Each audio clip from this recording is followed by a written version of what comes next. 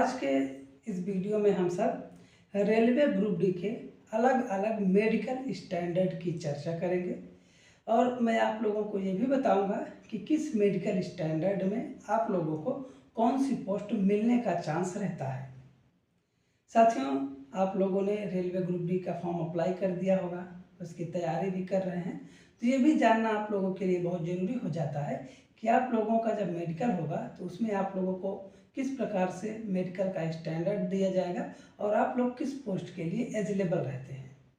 साथियों, जैसा कि हम सभी लोग जानते हैं, रेलवे ग्रुप डी में A2 medical standard, A3 medical standard, B1 medical standard, B2 medical standard और C1 और C2 मेडिकल स्टैंडर्ड उपलब्ध हैं।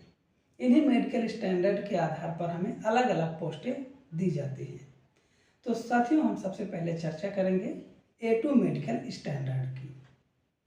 साथियों, यदि आप लोग A2 मेडिकल स्टैंडर्ड पास करते हैं तो आप लोगों को पॉइंट्स मैन की पोस्ट मिलती है, जो कि A2 मेडिकल स्टैंडर्ड के अंतर्गत आती है। अब बात करते हैं कि A2 मेडिकल स्टैंडर्ड में क्या क्या चीज़ें चेकअप की जाएंगी। तो सबसे पहला चेकअप आप लोगों का हो जाएगा फिजिकली चेकअप, जो आपके बॉडी को चेक किया जाता है।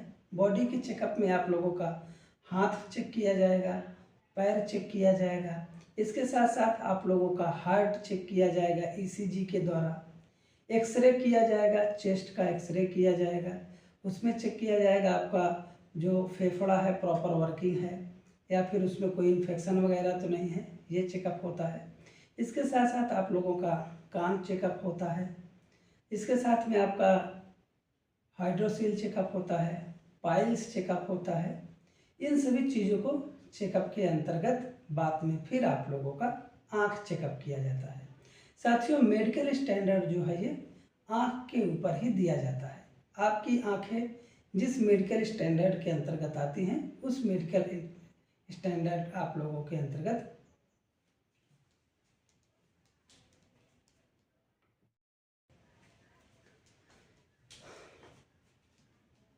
साथियों, जो मेडिकल स्टैंडर्ड है ये हम सबको हमारी आँखों के ऊपर दिया जाता है।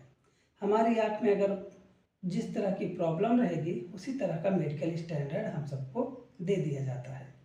तो बात करते हैं A2 मेडिकल स्टैंडर्ड फिट होने के लिए आँखों में क्या क्या फिट होना जरूरी है। सबसे पहली बात है कि आपकी आँख 6/9 और 6/9 दोनों आँखें 6/9 की होनी चाहिए और आपको चश्मा नहीं लगा होना चाहिए। इसके साथ साथ में आपका जो नियर डिस्टेंस है वो 0.6 और 0.6 दोनों आँखों का होना चाहिए। इसके साथ साथ आपको कलर विजन नहीं होना चाहिए। इसके साथ साथ आपको बाइनोक्यूलर विजन नहीं होना चाहिए। आप लोगों को नाइट विजन नहीं होना चाहिए। इसके साथ ही आप लोगों का किसी प्रकार से आँख का ऑपरेशन नहीं होना चाहिए। अगर इतनी चीज़ें आप लोगों के आँख में नहीं होती हैं तो आप लोग A2 मेडिकल स्टैंडर्ड के लिए फिट माने जाते हैं। इसमें आपकी आँखें फिट हैं तो आप लोग A2 मेडिकल स्टैंडर्ड के अंतर्गत आ जाते हैं। इसमें मैंने आपको पोस्ट बता दिया कि कौन सी पोस्ट मिलेगी। तो ये हो गया हमारा A2 मेडिकल स्टैंडर्ड। अब हम बात कर लेते हैं कि हमारा A3 मेडिकल स्टैंडर्ड क्या होगा। साथियों, A3 मेडिकल स्टैंडर्ड में भी आप लोगों को फिजिकली फिट होना है। फिजिकली फिट का मतलब जैसा कि मैंने पहले बताया कि फिजिकली फिट में आपका क्या क्या फिट होना चाहिए। अब आँखों के ऊपर आ जाएं तो साथियों, आपकी जो आँख है वो 6/9 और 6/9 होनी चाहिए चश्मे के साथ। अगर आपकी आँख जो है वो 6/9 चश्मा लगा के फिट हो रहा है तो आप लोग A3 मेडिकल के अंतर्गत आएंगे। इसके साथ साथ आप लोगों को कलर विजन पास करना है, नाइट विजन पास करना है, इसके साथ साथ आपको नियर विजन पास करना है और इसके साथ साथ आपको बाइनोक्यूलर विजन भी पास करना रहता है। यदि आप इतने चीज़ों को पास कर लेते हैं तो आप लोगों को A3 मेडिकल स्टैंडर्ड मिल जाता है। अब बात करते हैं कि A3 मेडिकल स्टैंडर्ड में हमको पोस्ट कौन सी मिलेगी। तो साथियों, इसमें हम सबको पॉइंट्स मैन पोस्ट को छोड़ करके अन्य सभी पोस्टें मिल सकती हैं। केवल पॉइंट्स मैन की पोस्ट ही हमें नहीं मिल सकती A3 मेडिकल स्टैंडर्ड में। अब हम बात कर लेते हैं कि हमारा B1 मेडिकल स्टैंडर्ड क्या है। तो B1 मेडिकल स्टैंडर्ड के अंतर्गत आप लोगों को जो आँख का चेकअप होगा वो 6/9 और 6/12 होगा। एक आँख आपकी 6/9 हो और एक आँख 6/12 हो तब पर भी चलेगा। आप लोगों को चश्मा लगा है अगर तो भी कोई प्रॉब्लम नहीं है। ये बात कर रहे हैं हम सब B1 मेडिकल स्टैंडर्ड में। आपको चश्मा लगा रहेगा, कोई प्रॉब्लम नहीं है। इसके साथ साथ जो आपका चश्मा है वो 4 डायोप्टर से कम क्षमता वाला होना चाहिए। अगर आपके चश्मे की क्षमता 4 डायोप्टर से ज़्यादा है तो आप लोग B1 मेडिकल के लिए फिट नहीं रहेंगे। ये याद रखना है। मेडिकल स्टैंडर्ड B1 के लिए आपको चश्मा लगा है तो वो 4 डायोप्टर से कम का होना चाहिए। इसके साथ साथ आपका जो नियर विजन है वो 0.6 और 0.6 होना चाहिए। अगर आप चश्मा लगा करके भी अगर 0.6 देख लेते हैं तो ठीक है, आप लोग को कोई प्रॉब्लम नहीं होने वाली है। इसके साथ साथ इसमें आप लोगों को कलर विजन पास करना होता है। कलर विजन के साथ आप लोगों को बाइनोकुलर विजन भी पास करना रहेगा, नाइट विजन पास करना रहेगा और आप लोगों को मेसोपिक विजन भी पास करना रहेगा।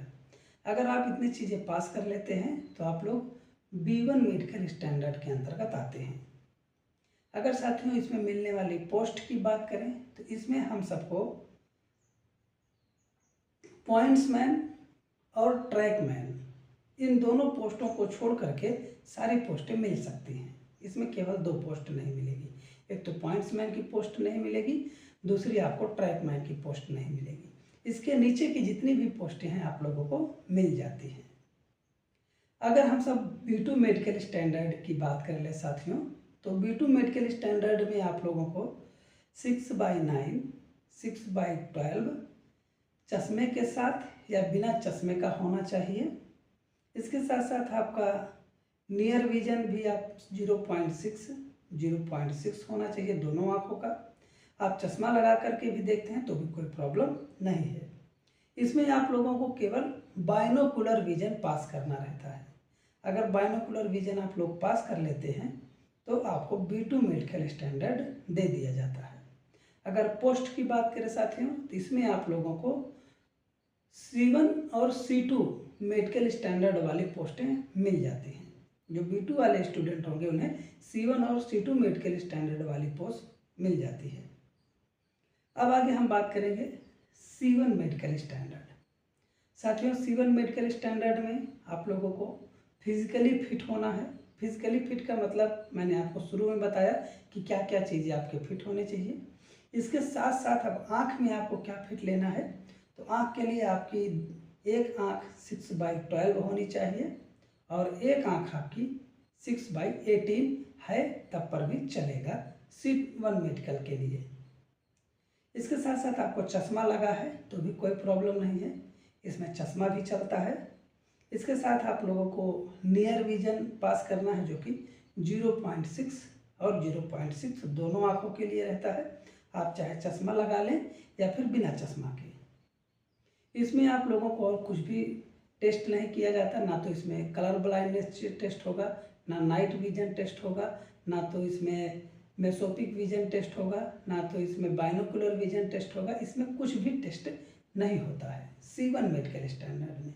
अगर आप लोग इतनी चीज़ें पास कर लेते हैं तो आप लोगों को C1 मेडिकल स्टैंडर्ड मिल जाता है। अगर C1 मेडिकल स्टैंडर्ड में मिलने वाली पोस्ट की बात करें साथियों तो इसमें हम सबको SNT की भी पोस्ट मिल जाती है, जिसमें वर्कशॉप की पोस्ट होती है वो भी मिल जाती है। SNT में जो वर्कशॉप वाली पोस्ट होगी वो, और जो वर्कशॉप की अकेले पोस्ट है वो पोस्ट आप लोगों को मिलेगी। TL एंड AC वाले पोस्ट में आप लोगों को जो वर्कशॉप से संबंधित पोस्टें हैं वो आप लोगों को मिल जाती हैं। अगर C2 मेडिकल स्टैंडर्ड की बात करें साथियों तो C2 मेडिकल स्टैंडर्ड में आप लोगों को एक आँख 6/12 है और एक आँख से दिखाई नहीं दे रहा है तब पर भी आप C2 मेडिकल स्टैंडर्ड में आ जाते हैं। एक आँख से आपको दिख रहा है, दूसरी से नहीं दिख रहा है, तब आप C2 मेडिकल स्टैंडर्ड के अंतर्गत आएंगे। इसमें आप लोगों का नियर विजन 0.6 होना चाहिए। आप चश्मा लगा के देख रहे हैं या बिना चश्मे के तो भी इसमें चलेगा। अगर पोस्ट की बात करें साथियों, तो C2 मेडिकल स्टैंडर्ड में एक भी पोस्ट उपलब्ध नहीं है। अगर आपका मेडिकल स्टैंडर्ड C2 आ जाता है तो आप लोगों को एक भी पोस्ट नहीं मिलेगी, ये आप लोगों को याद रखना है। तो इस तरह से आप लोग तैयारी करने के साथ साथ अपने मेडिकल के ऊपर भी ध्यान रखिए, मेडिकल फिटनेस को बनाए रखिए, जिससे कि आपका एग्ज़ाम निकलने के बाद जब मेडिकल हो तो इसमें भी आप लोगों को कोई प्रॉब्लम नहीं होने पाए, उसमें भी आप लोग अच्छे से क्वालिफाई हो जाएं और आपको एक अच्छी खासी जॉब मिल जाए। अगर आप लोगों के कोई क्वेरी है, कोई प्रश्न है, कोई डाउट है, तो आप लोग कमेंट बॉक्स में जा कर के कमेंट करिए और मैं उन सभी कमेंट का जवाब दूंगा और आपके सभी समस्याओं, सभी प्रश्नों का हल कर दूंगा। ठीक है साथियों, और वीडियो अच्छा लगा हो तो चैनल को लाइक और सब्सक्राइब कर लीजिएगा, क्योंकि मैं आप लोगों के लिए ही इस तरह के वीडियोस बनाता रहता हूं और आप लोगों को चाहता हूं कि ज़्यादा से ज़्यादा हेल्प कर सकूं।